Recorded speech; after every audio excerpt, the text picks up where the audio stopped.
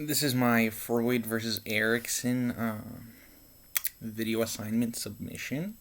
I'm going to start with Freud and the birth to 1 year.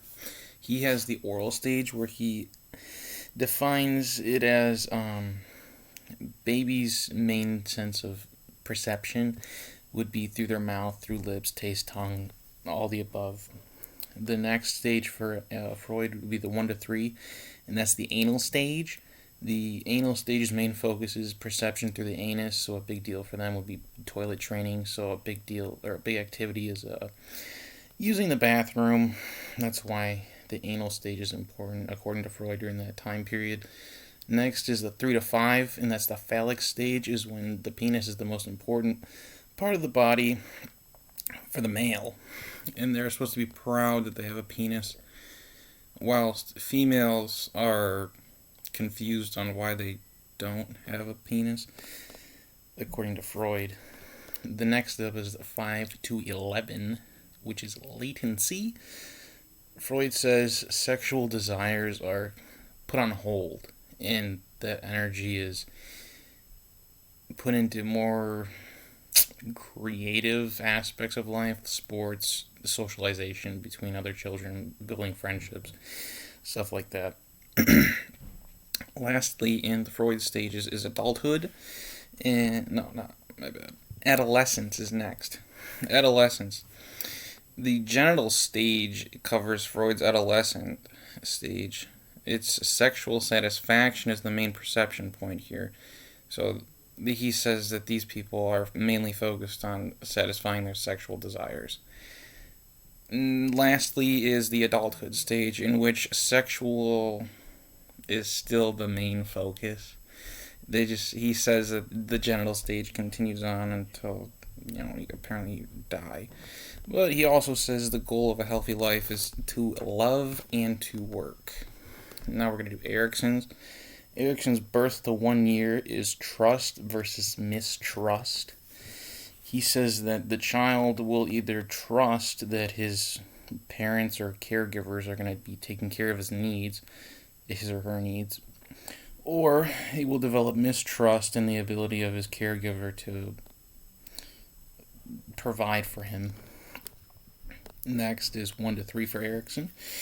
It would be autonomy versus shame and doubt. The child will become either self-sufficient or will doubt their own abilities to be able to perform anything, like basic activities.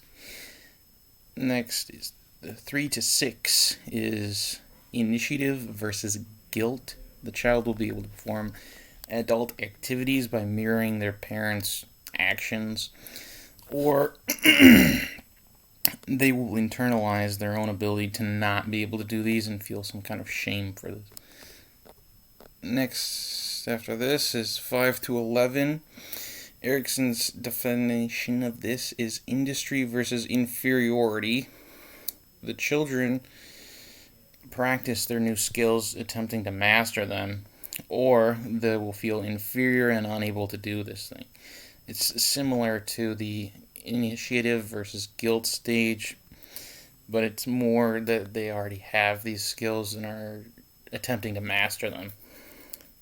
Next is adolescence again, and that is identity versus role confusion. They will either establish their own identity as a person, or they will become confused in their role, whether that is their sexual relationship or what they like to do with their life. Basically, high school in a nutshell. Adulthood.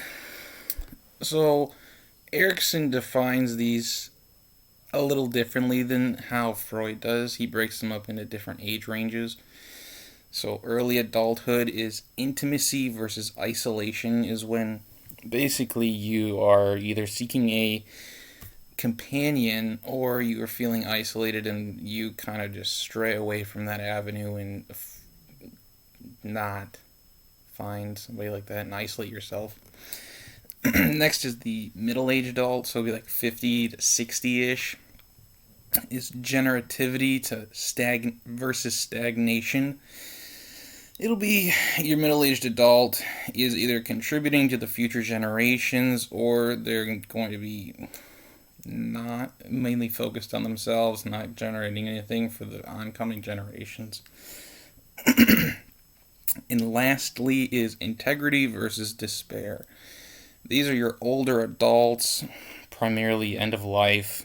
They are looking back on their life, kind of seeing if they're pleased with how they've lived their life, they've achieved the goals they wanted to, which would be integrity.